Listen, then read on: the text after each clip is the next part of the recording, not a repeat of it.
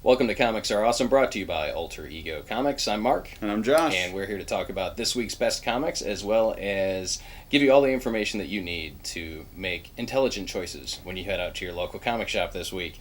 My pick is Captain America number 696, written by Mark Waid, artwork by Chris Samney. And this is the second issue by this creative team, the second legacy issue, where Steve Rogers is searching for a new home. He's trying to get away from it all after the nightmare that was Secret Empire, and basically traveling across the country to see what feels right. And I believe he ends up in Georgia in this issue, and it's so good.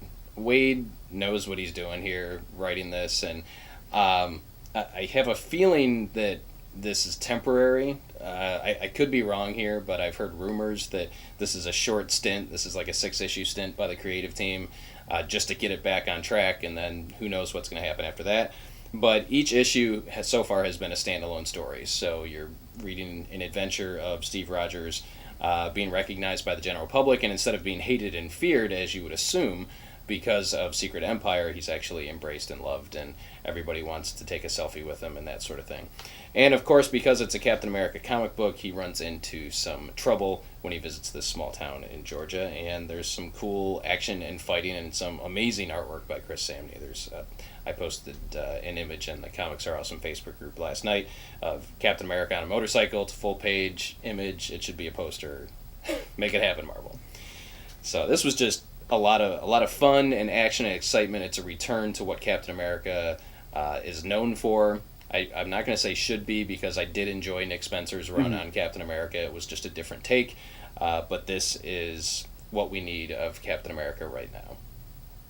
And there's that great line in here where... that great line for the book you haven't read yet. Where, yeah. The guy he's fighting says, "I'm surprised even you care about this little burg enough to die for it." Captain America says, "Are there people here?" And the bad guy says, "I should hope so." And he goes, "Well, there you go." So that is Captain America to all of us. And it was an incredible book this week. My pick of the week. All right. First up for me this week is an unusual one from the Kaboom imprint over at Boom. We've got Rockos Modern Life, based on the Nickelodeon TV series from the 90s. Written by Ryan Ferrier with art by Ian McGinty. Rocko's Modern Life was kind of like my Nicktoon. Ren and Stimpy I never really got. There were good episodes, but it was just as bad just as often as it was good. And I really liked Doug, but it was basically just an animated Wonder Years. I mean, it was very slice of life, mid-American town kind of stuff. Relatable and good, but and I'll still sing Banging on a Trash Can with the best of them. But Rocko's Modern Life was like my show. It was like bizarre and really weird, and there was a lot of kind of borderline adult humor, and they've done a great job of capturing that feel in this comic. McGinty's art is spot on. It looks almost exactly like the animation from the animated series. It is really, really good as far as evoking that feeling. Ferrier? Ryan, my boy Ryan F. His dialogue is spot on. Even if you didn't draw stems on the balloons, you know which character is talking by their dialogue patterns. And this is just... Rocco's life never really goes well. That's sort of the point, I guess. And Rocco, in the first page or the second page, loses his job at a call center, which has to be the most soul-crushing job imaginable. And so we follow him as he tries to make ends meet. He brings in a roommate. He tries to get a job a couple different places, including kind of a lot of comics, which is one of the places he worked on the show. So I don't know if we're in prequel territory or what, how that works chronologically with the actual TV series. But everybody's... Filbert's in here. Heifer's in here. We get a lot of cameos by weird minor characters, including Peaches, one of my favorite random one-offs we only saw a couple times on the series. So if you like Rocko's Modern Life at all, top-notch. Comic was awesome. If you didn't like Rocko's Modern Life, you could probably still enjoy it, but not as much as I did. At this point, I would like to point out I did not understand one word of what Josh said. I was too old for Rocko's Modern Life. I do not understand anything that he said. none of those characters. Rocko's Peaches Modern and Life. Cream and Rocco and gefilte fish Peaches or is whatever. like the devil. Whatever. Filbert is the... So this is for you Yes. people. No, this is... Rocko's Modern Life was the first time I had the idea that you could work at a comic book store. Like, he got a job at kind of a lot of comics, and like, and Really, Really Big Man, and there's a lot of comic parody stuff. It was really... This was the beginning. Yes, this is year one. Next up for me, Batman 36 by Tom King, artwork by Clay Mann. And this is the beginning of a multi-issue arc where Batman is hanging out with his super friends. This first one is Batman and Superman, and it is Clark and Lois having a conversation while Superman is off saving the world about whether he should talk to Bruce about his engagement to Selina. Bruce has not told Clark of this, but Clark has found out because he went to the Middle East and the Robins were sitting out there to... Also, he and his wife are investigative reporters. Yes, and he can hear everything everywhere. Right. So he knows, and so you get one conversation between Clark and Lois on Lois saying, Clark, you need to call Bruce, and then you get another conversation between Bruce and Selina while they're off doing their thing, and Selina saying, you need to call Clark, or why haven't you called him? Not Clark, you need to talk to Superman. And eventually it becomes clear that Selina, again, figured out that Bruce Wayne was Batman, so she also knows, with the lame disguise that Clark Kent used, that he's Superman. So, again, everything you want in a Batman-Superman comic. This was very reminiscent of the Jeff Loeb Batman-Superman stories, where... And it's a very personal and revealing story, I think, for both these guys, where you find out that... how much respect they have for the other person, and that they're kind of intimidated to talk about this engagement for one reason or another. So it was awesome. Claymann's artwork is top notch as well. It's very action packed, very comic booky, and it just was so much fun. I loved it. Yeah, Did you love it? Yes, that was actually my pick of the week. This is Josh's Batman pick 36. Batman 36.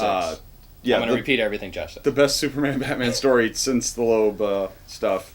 And I kind of like how Greg Pak's run was good too, but yeah. Yeah, well, I kind of like how they're glossing over like that this Batman and this Superman really don't know each other. Well, remember, well. Superman's absorbed the old Right. Superman stuff, but still, I mean, the Yeah. previous the pre New 52 Superman Batman had a very long relationship together. depending on how you reckon time. Yeah, Well, because I mean, but that's fine with me. the New 52's been like 5 or 6 years now. It may be a stickler for some, Yeah, a it sticking didn't bother point for me. some people, but for me, I kept This thinking, is the yeah. iconic relationship. yes, I'm absolutely. cool with it. Yeah, and I noticed it's 36, which, if I remember correctly, was the Superman Batman issue that was the Sam Loeb number as well, right? Maybe. Okay. I don't know if that has any relevance. I suspect not, but I think it did. Next up for me, we've got Hawkeye number 13, still written by Kelly Thompson with art by George Romero? No. I believe it's Oscar. Oscar Romero? Okay. It seems legit. Nope, Leonard Romero. Or possibly Leonardo. It is Leonardo. So this picks up, this is Kate and Clint back together on an adventure in LA. They've both got problems they need help with, so they're helping each other out. It is fun. It is awesome. This was the first time I felt like reading all those really awesome Generations one-shots was actually necessary and paid off in my life, because if you didn't read the Generations one-shot for Hawkeyes, first off, you should. It's great. Second, you should, because it pretty much directly sets up what's going on in this issue. But they each have a problem that needs solved. We've got Lucky the pizza dog. They go out for drinks, or, well, pizza or something. There's banter. It's everything I love about Hawkeye. It's light. It's fun. It nods and winks at the superhero tradition, but doesn't outwardly make fun of it. One of the best books on the stands every month. And it's the first part of a storyline. Yep. It's the first legacy issue. So if you have not been swayed thus far by our constant love for Hawkeye, now is the time to pick up issue number 13 and jump into the series. Please. But seriously, grab the Generations. Yes, read the Generations. It would be the one I would... He's pointing over here. It's the same. Our books are over there. It's out in the store. You can't see it, but right there. It's just, no. Go out and make it right. Next up for me, the monstrous, gigantic DC Holiday Special 2017, 11 festive fables from some of comics' greatest creators. And they are not kidding. Mm-hmm. I think that they actually undersold this book. Yeah. Like, there should be names plastered all over here. There should have been a ton of promotion. I know there was a little promotion to us as retailers. We got a sneak peek at a couple of the stories. but this is one that you do not want to miss if you're a DC Comics fan. So we've got a bookend story featuring Clark Kent and Bibbo at Bibbo's Bar, written by Jeff Lemire, artwork by Giuseppe Camuncoli, so you got top-notch creators there. The next story is a Denny O'Neil Batman story. It's the first time Denny O'Neil's written Batman in a very long time, with artwork by Steve Epting, who did the Winter Soldier run on Captain America. That is all kinds of awesome. Followed by a Green Arrow Black Canary story by a writer I'm not familiar with, Margaret Scott, and it's like the traditional Irish spelling, so she may be from there. She's done some indie work. With artwork by Phil Hester, who did the art on Green Arrow for Kevin Smith's run and Brad Meltzer's famous run that we love. I'll just keep going here. We get a Sergeant Rock story by Tom King, writer of Batman, Josh's pick of the week this week, with artwork by Francesco Francavilla, who does an amazing job in here. We get a Flash story by regular Flash writer Joshua Williamson. We get a Deathstroke story by regular Deathstroke scribe Christopher Priest. It's just all kinds of awesome stuff, and a story by Dan DiDio. And about characters I don't care about. Yeah, we get a Teen Titans story by Shea Fontana, who's written some great the all ages DC stuff. She did something else. She did a couple issues of Wonder Woman that we really like too. Top notch artwork in that. Swamp Thing story. Swamp Thing in space. Yes, it is all kinds of awesome. A Greg Rucka Batman and Wonder Woman story.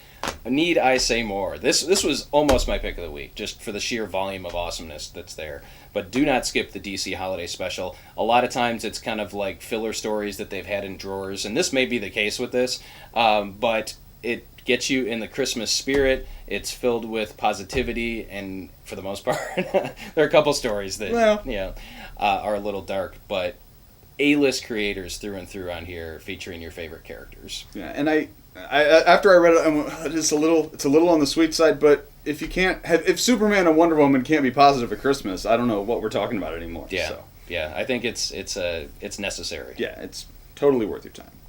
And then last up, I've got some other stuff. Spider-Man 235. This would be the Miles Morales Spider-Man, written by Brian Michael Bendis with art by Oscar Basilou. That's for the Oscar I was thinking of. That's the Oscar, not the one from the Odd Couple. Not the gold guy. Okay. This continues the story that's been going on in Legacy about a new Sinister Six, and it's really fun. Bendis is just kind of...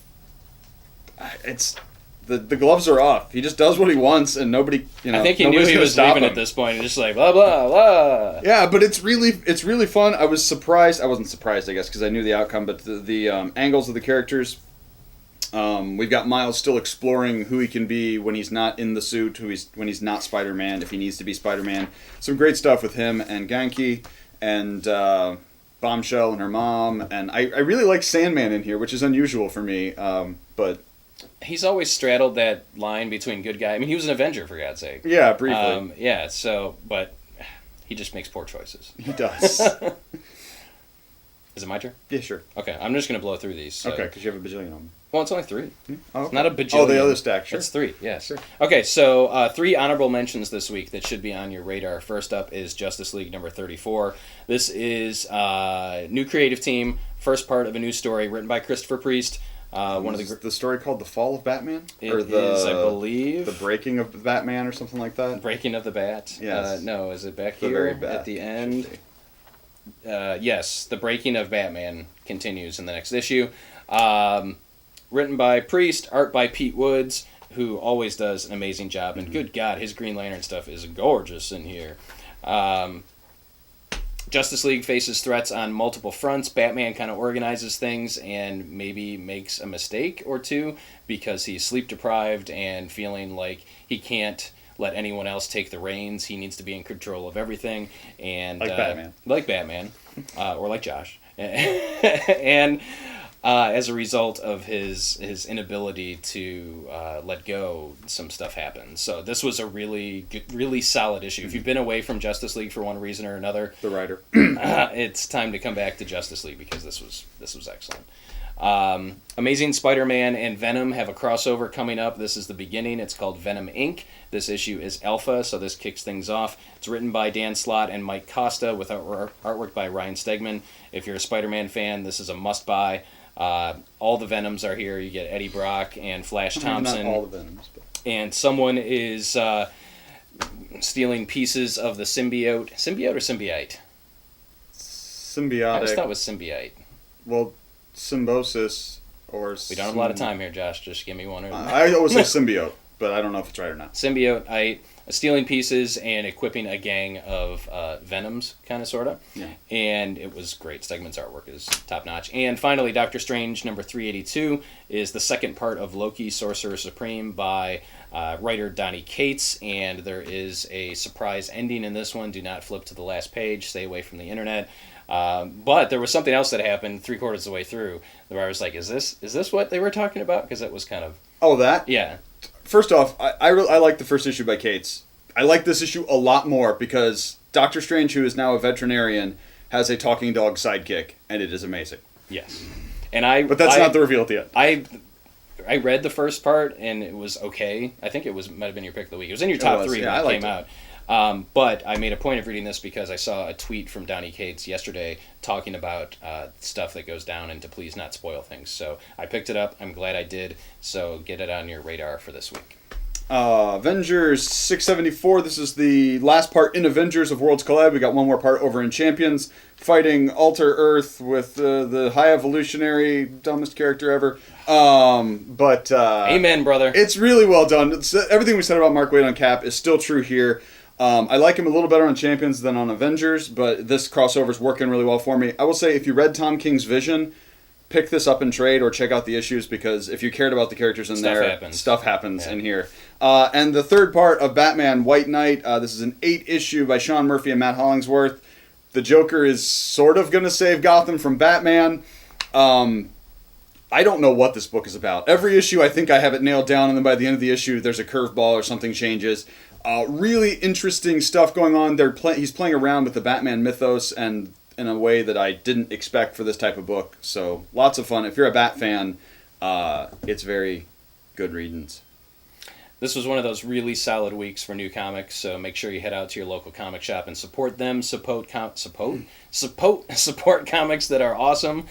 And if you want to continue the conversation with us, you can join our private Facebook group. We'll have a link in the show notes below. We hope that you do. And introduce yourself when you get there. And we always appreciate you watching. We wouldn't be doing this if you didn't enjoy it. So if you did enjoy this week's episode, please give us a thumbs up on YouTube and make sure to subscribe so you're kept in the loop when we add a new episode. And if you haven't done so already, go back and look at the creator interview that I did with Mark Miller, local Lima guy who lives in Chicago now. He's been doing some work for Zenescope and Black Mask, and he's got a new title coming out next week called Grave Trancers. Really good if you're into horror, so check that episode out as well. As always, thank you for watching, and we'll see you again real soon.